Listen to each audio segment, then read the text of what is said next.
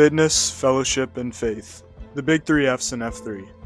Men get so caught up in their families and their jobs that they don't spend enough time on other aspects of life.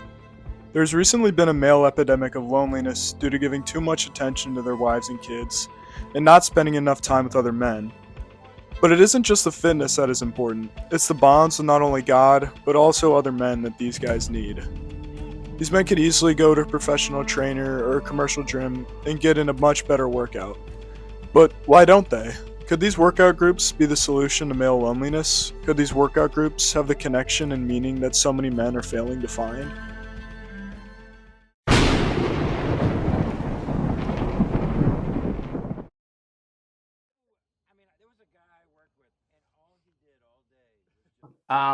The physical working out is of like nowhere near the importance of than the actual community and the fraternity of being with the guys. I could get a much better workout with a professional trainer on a video in the basement. I could go to a gym. I could go to any number of gyms here. I could go to different workout classes that are run by professionals, and I'd be in so much better shape. I'd be in better shape and all that. That's not why I do F3. I do it because I need to consistently see and be around accelerating men who are strong and who are trying to be the best husbands and fathers they can be. Peer led. So instead of going to a place and paying somebody to, design workouts and take you through them, as you participate, you're kind of expected to then eventually take a leadership role. And so doing that, I think, builds up guys' confidence to take that call to leadership, not just in the mornings when we're working out together, but then to, be the leaders that we need to be in our communities and our families and work as well. It's a lot easier to work out when you have a group of guys that are working out with you. But working out alone just only fulfills one need. And working out in the group, it fulfills the workout, but it also, builds you up, in spirit and socially as well.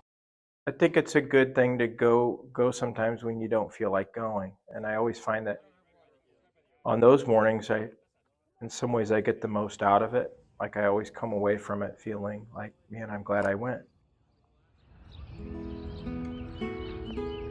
If I'm going to 3 or 4 or 5 workouts a week, and if I'm starting those 3 or 4 or 5 days with prayer with other people in the end of it, that kind of, it kind of bolsters my faith and kind of grounds me in something that's bigger than myself.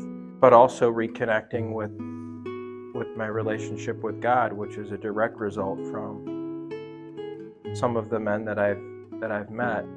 I feel that I'm much better able to serve everyone around me, and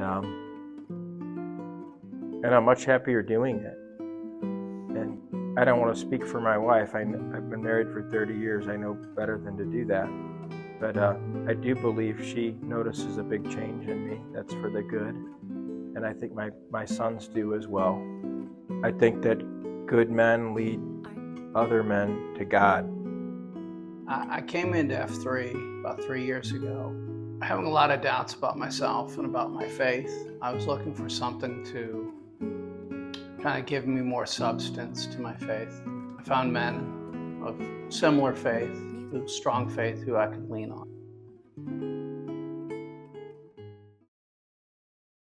I think many times men, and they get into adult lives and they're trying to survive raising a family, and a big part of that is being consumed with your work.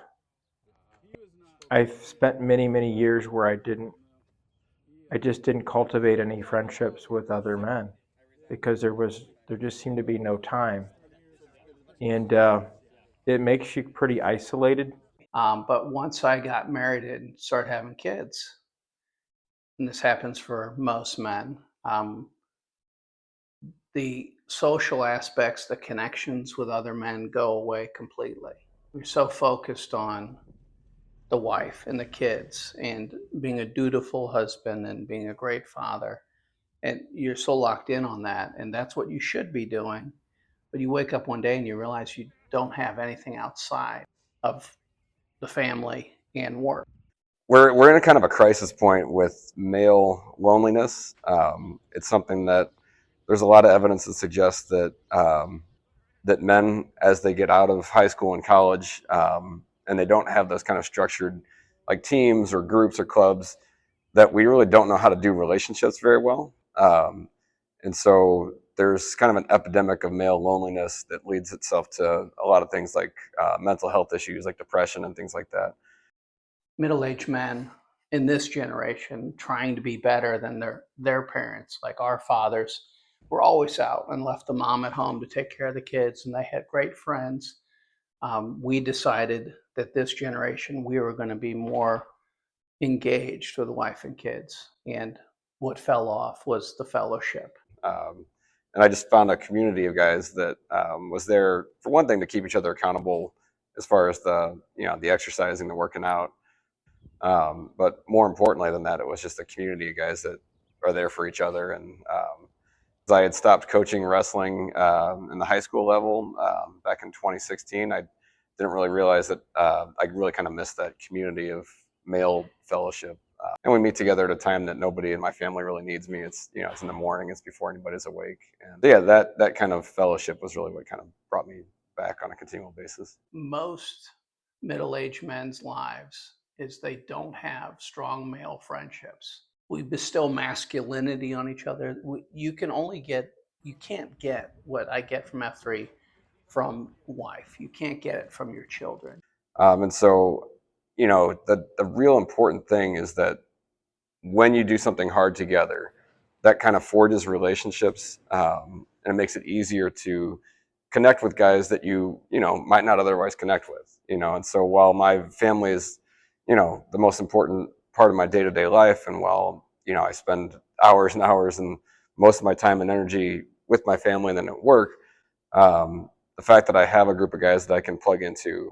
There's the interaction with the other guys and just getting to know other men. And it's also a good feeling to, when you know another guy that's struggling or whatever, to be there for him and to be able to pray for him, to be able to check in on him and see how he's doing. Men need to be around other men. It's a space where middle-aged men can be vulnerable and humble and share and connect. We have that opportunity in F3 to be open and really support and be there for each other. These guys all been through it. That I can understand that some of the things that I'm dealing with, other guys themselves are dealing with too.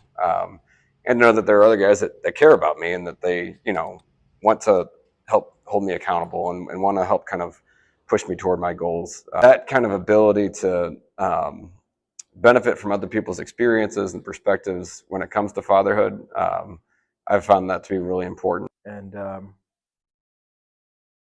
it made it easier to push hard physically when there was other guys around that were doing that as well.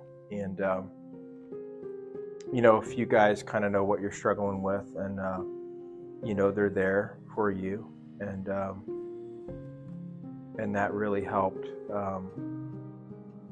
fill the gap until I kind of got back to a good state. It's a great community because my father and my mother have been in the hospital.